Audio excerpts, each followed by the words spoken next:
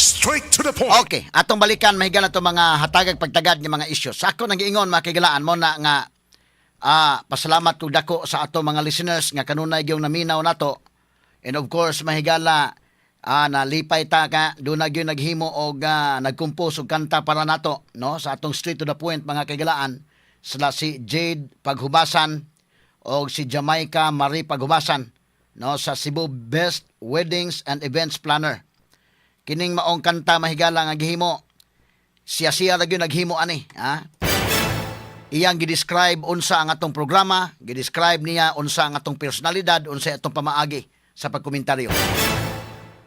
Dili sa pag unsa naka-appreciate ta mga kailan mo ni ang pag-describe sa Straight to the Point mo ni ang pag-describe mahigala sa atong personalidad nga atong himo diri sa kahanginan. No?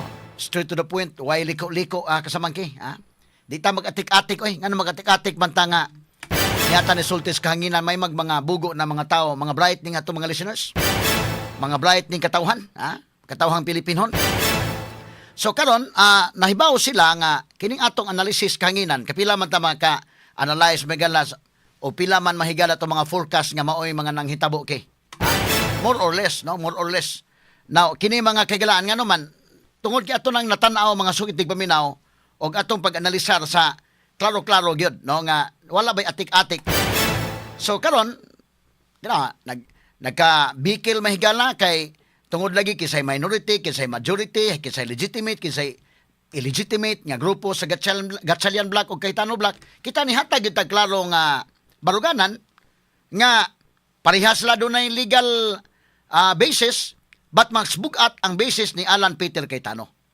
Sa ako nag-iingon, at that time, Constitution ang iyang baruganan, Constitution ang iyang gisaligan, Article 6, Section 16, Paragraph 1, Rule 2, Rule 2, Section 2, sa Senate Rules mga sukitig paminaw, nga naagyod na patiks Constitution, samtang ang kang Gatchalian ang Abilino case mga higala. Pero, daan ako niingon nga, mas bugat ang legal basis ni Cayetano. Klaro-klaro gina nga analysis. Kay lisod man kay atong i-mislead ang mga tao, no? Lahi man ta diri sa kahanginan nga nagsulti mga higala kay daghang na minaw nato. Puryabuyag kitay overall number 1 radio station sa Sugbo. Sana pasabot na nga nakauyon ang mga tao sa atong programa Puryabuyag. So atong giampingan ang atong kredibilidad. Karon maingon ko nakuha na nilang 13. So ang legitimate karon si Win Gatchaliana. Mo na kanay legitimate. Pero nakita nato ang batasan ini mga tawhan na usa ka higayon ana nga bisag dili manghigala kini ang klaro ang ilang business basta gusto lang kuhaon yun, Nakita ng batasan. Kaya kadto mahigalang June 3 nga session naningkamot gyud sila nga mabira ang duha si Cheese og si Joel Villanueva. Ang problema mura man na kuan man kini ni ang wa man mabulto, natanto man. Istorya pa sa mga karaan ay kanang nabulto ba? Nabulto pa to. Package pa to si Cheese o si Jewel. Wa gyud problema to. Kuha gyud ang 13. Wa man makuha. Si Cheese naman tanto man gitantuhan. Matud pa tanto kanang dili ba bulto. Data-data, Bila sila mahigala, data man mahigala si Cheese pa may una. Di dusi ra sila gyud bisag unsaon ipugos gyud nga mao na ni. Ngano man to? Inikaugma adto mahigala Senate Blue Ribbon Committee hearing nga legitimate hearing ni Alan Peter Cayetano under mahigala ni Pia Cayetano og subcommittee chairman si Marcolita. Straight to the point. Aron manlawgaw nga nakuha na nila mo ni muna gigamitan mahigalag Abilino case. Ako nuhay nakakuha na sila mahigalag doon na po sila legal basis, gamay. Although sa ako nangingon, mas bukat ang kay Cayetano, so nalawgaw kunuhay ang Blue Ribbon Committee hearing pagkaugma. Kay buang ko naman sila nga sila na mooy legitimate. Sila na may nagkontrol sa Senado. Moto nga ang mga Marines, nga mga bisita may gala, daw di na makasod kung nakagubot dito. Kabantay mo nga, iskutan pa ganing Pia Cayetano. Nainana na nahitabo.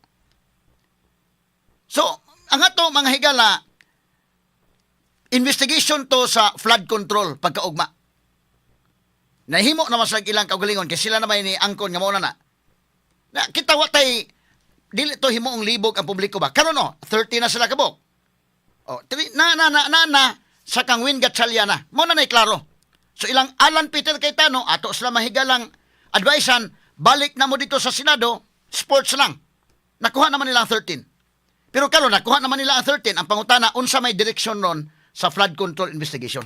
Straight to the point. Unsa may direksyon karon under the leadership ron ni Win Gatchalian. Okay, wa nay lalis. Kaya katugod mahigala mo man tog og naduha pay nakuha, way lalis. Unya usa ra may nakuha, ipugos gyud ang Abilino case. Which is ako nang giingon bida lahi ta dinhi magsultis kahanginan ha mo na nga atong analysis may gala lahi. Moingon nila uban lahi mag analysis sa Attorney Rufil, sige lang. Barugan ako akong kaugalingong analysis, barugan ako akong kaugalingong kwan. Makastan man ko sa ako mahigalang, makadipinsa man ko sa akong arguments. Og sa ako nagyon kadaghan higayon diri sa Sugbo mahigala panahon pang Arroyo. Happy tanan nagkuros na daig-daig sang Arroyo ako kung daig ng Arroyo. Ha? Ito pa mong station speakers mamitang giinan ko murag ikaw Attorney Rufil, ikaw rin usa na habilin pero doon iyon ako duha day mo day usay mong amigo to usa pareha mong baruganan. Di man ko mo kuha na okay naman ta. So karon kini klaro ning analysis. Okay naa na ni Win Gatchalian ang leadership. Ang atong sunod ka pangutana naa naman nila ang liderato sa Senado. Ila na ang legitimate mahigala nga Blue Ribbon Committee. Ang sunod pangutana, kumusta man unsa may direksyon sa investigation sa Blue Ribbon Committee may labot sa flood control investigation.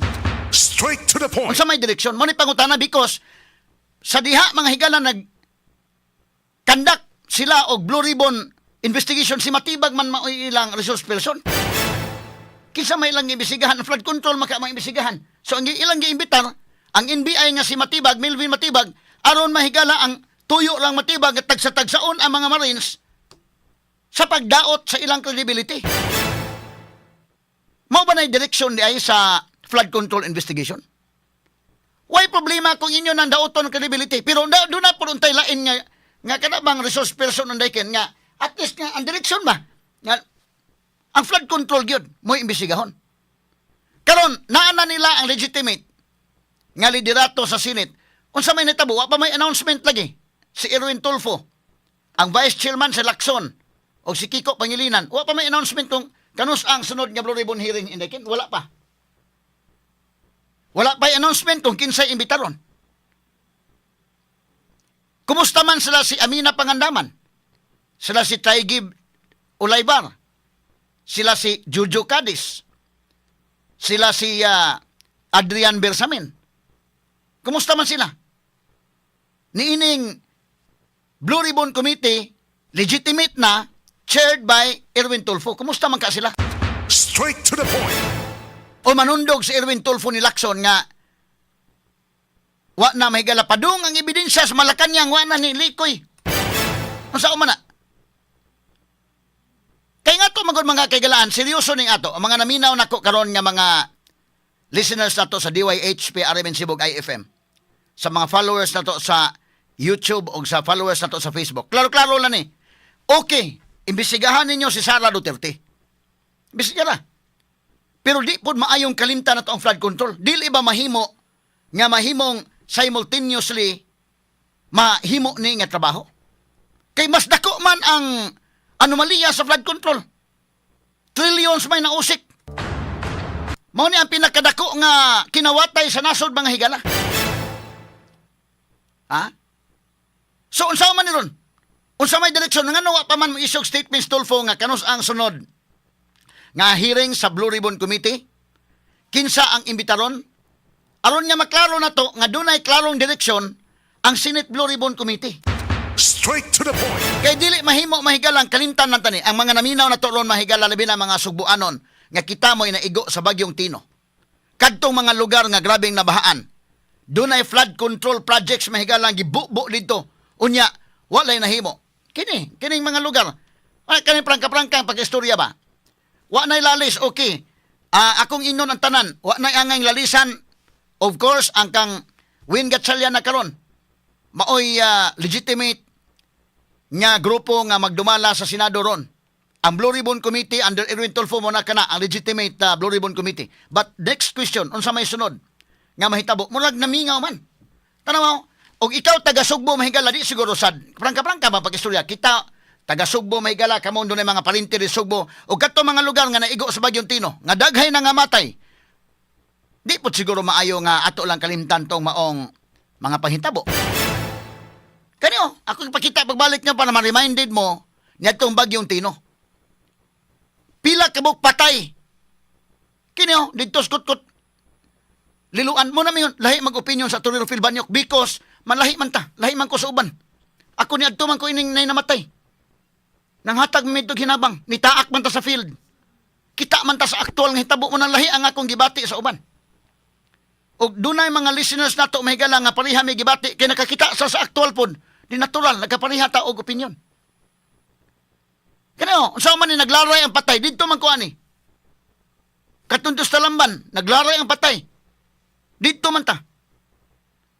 In fact, mahigala nag-relief campaign man ta.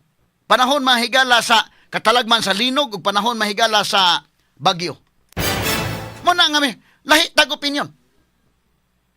Unique ang atong opinion because frontliner ta, kita ta sa aktual nga panghitabo ni adto ta sa lugar. Kita taon sa gibati sa mga pamilya, dunay natulala pa mga higalang uban. Unya walay hustisya alang nila. Straight to the point. Pasagdan tala na. Na ako muinta, okay imbestigaran ninyo si Sara Duterte. Naa naman na. In fact, gahapon nagpahigayon naman sa pre-trial. Tiwason pa karong adlawng Lunes. Unya unsa man kalimtan na lang ning flood control. Ang mga kaso mahigala nga bisag unsa mga kagalaan nga mga pamaagi basta batok ni Sara mo himuon, okay lang. Pero og ang ebidensya mo padong sa Malacañang murag muhunong, medyo kinini ang mga tao dili bay bugo. Ang mga taong Subuanon, ang katawhang Pilipinhon kutob sa namati na to karon kasabot sila. Nga ang dakong kinawatay sa history sa Pilipinas kining flood control, mga higala nga iskandal. O daghay na nga matay, gumikan ining maong katalagman. Nya walay mahitabo ani.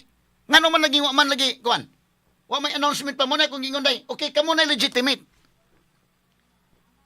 Klaro na ang authority ni Win Gatchalian under the Constitution ila na. Wa na ilalis tong Avellino case. Di na to ang ngayong lalison. Mahimo na tong mutan academic with respect mahigala sa bag-orong liderato. Although mahimong questionon gyapon to sa Supreme Court because pag matuod mahigala nga kadtong mga actions within niadtong panahon mga higala nga kwan, okay niyo, mo ni atong picture dito ta sa kwan. Dito ta sa kutkut liluan mga sukitig paminaw, dito ta atong nangaanod naman ta. O na preserve pa mga pictures oh. Nagtunol mi mahigala sa kwarta hinabang kini mo man ning hitabo katong usa na lagi na ka-survive sa pamilya day. At tanan nga kauban, tanan nga membros pamilya iyang bana iyang mga anak patay tanan. Siya nang usa nabilin. Naghatag ko sa hinabang kasamang indekin tulala gud ang kwan. Murag wa nay luha nga matagak sa ang mata. Nagtulala bitaw kayo. Di makasulti. So ako na kwan ta ba kay kita man tagod sa aktual. Di man ta para sa uban nga magyaw-yaw lang higalawa gyud gani magkatabang dito. Puriya kwan lang ba? Wa kataak dito. Mo na maglahi tag opinion. Kay nakakita ta sa aktual nga panghitabo dito sa field. Ni adto ta. Kita ka mahigala sa makaluluoy kahintang sa ato mga igsuon nga gilaray ng lungon na naa. Ako si Buyki sa Aida, ngadto mi mga team na to sa DYHP Arimen Cebu kay di lang ta kutob sa pagbalita lang. Nitaak ta dito sa field mahigala pa maka feel ta unsa gyud ang aktual nga nahitabo dito. Ang mga tao success sila ana. Muna ako di amta mahigalay atong Facebook na atong YouTube. Naiuban mahigala, okay, positive sila, parihamig opinion, napaiuban mo bash mga kaigalan, di na lang ako tagdon, kaya ako'y panahon nga mo tubag ninyo. Pero okay lang, nalipay lang po kung doon ay mga trolls nga na, kay napasabot nga na punan po dinoon ng akong followers.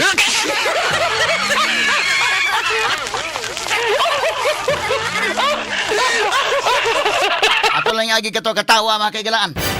Doon na mahigalay mo, taka lang ka Tony Rufil, okay lang, why problema, kay demokrasya man ta. Pasagdan ta lang, respetaran ta lang, pero daghan man sa ingon, sakto na imo Tony Rufil. Napoy uban mahigala nga mga, gipa-duty nga mga trolls, mga sugitig paminaw, okay ra, malipay na sa takay, pasabot, ni follow mo, lima ka na itong programa, kanindot na itong programa na iki. Ang atong mga followers, atong mga listeners, nga mga loyalista na to, o nakauyon sa itong komentaryo, ni follow, na minaw, kada adlaw. Pero hasta na yung makauyon sa kong komentaryo, ni apil o paminaw. May na lang napunuan po dinoon ng akong mga followers, kay naagod mo, kanang mga trolls, apil mo, butang man nag-followers, dahi. Mapunan.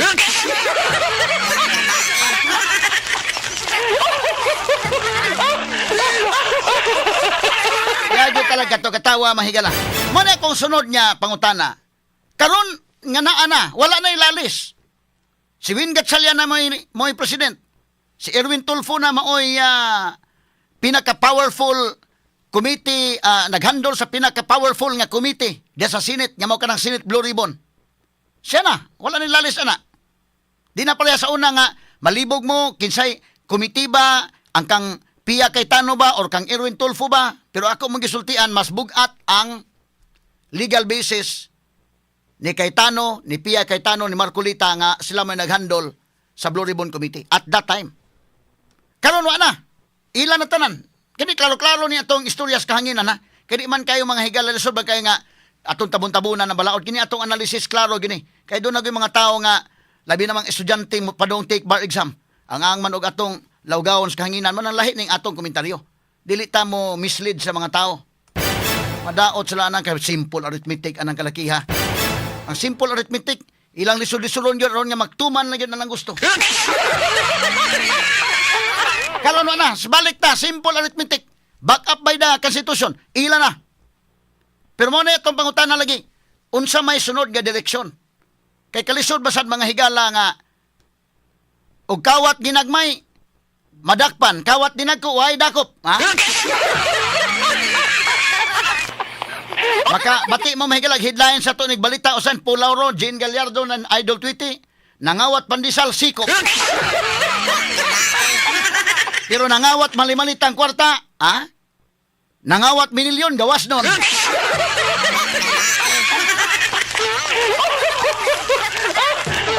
Asa man ang katarungan anang kalakiha, kung nanangawat o pandisal sikop, o niya nangawat o malimalitang kwarta minilyon gawas nun, asang hustisya. Hustisya, katarungan, radyo nga walay gikahadlukan.